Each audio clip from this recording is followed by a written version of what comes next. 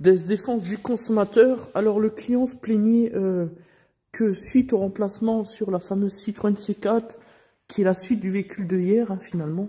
On avait fait l'histoire du bricolage sur comment dire, le filtre à carburant, etc. Et se plaignait que malgré que les deux étriers arrière ont été remplacés, que ça n'avait pas résolu le problème et que il y avait toujours du serrage au niveau des freins arrière le matin quand ils partaient. Alors je précise, hein, l'histoire du filtre à carburant, plus cette histoire-là, en fait, ça a été fait chez Feu Vert. On ne citera pas de quelle ville, mais bon, pas difficile de savoir de qui il s'agit. Surtout que nous, on les connaît vraiment très très bien, hein, dans l'histoire des querelles entre les clients et eux.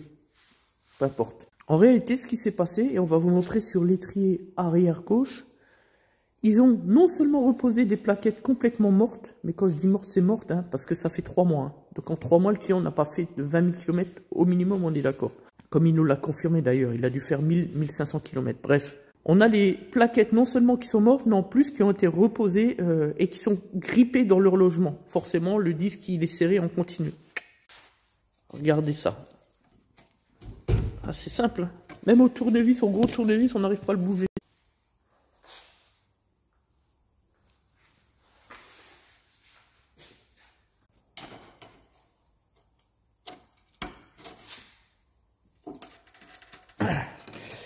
On est d'accord, hein? Non mais n'importe quoi. En effet, un internaute est venu nous dire que, mais c'est pas parce que ce sont des bricoleurs, s'ils cassent tout, parce que ils le font exprès dans le cadre de leur prime.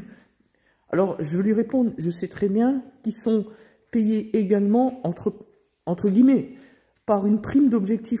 On le sait parce que nous avons travaillé 3 semaines à l'époque, en 2007, après le licenciement Bailly, dans un centre à Famec. On n'en dira pas plus. Quand on a vu ce qui s'est passé, on a failli se tirer une balle dans le pied. J'ai failli... Donc du coup, je suis parti au bout de 3 semaines parce que, bref. Mais là, la question n'est pas là. C'est pas la question de savoir est-ce qu'ils ont cassé pour réparer. Là, ils cassent et puis ils livrent le véhicule au client, puis voilà. Donc là, il y a un risque de danger imminent que le véhicule tombe en panne ou pire encore.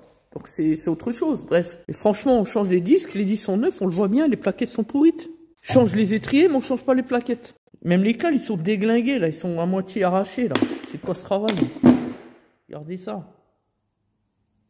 Puis franchement, on se rappelle le niveau des primes, les techniciens à l'atelier se donnent du mal pour pas grand chose, hein, je vous le dis. Hein. Puis en termes de contrôle, on avait aussi le soufflet, ils ont rien vu, rien dit. Et ma petite partie préférée sur les centres auto et leur surfacturation légendaire, ça ce sont des fils qui n'ont pas remplacé, pourtant ils ont facturé une grosse révision. Et enfin une fuite de carburant sur l'injecteur.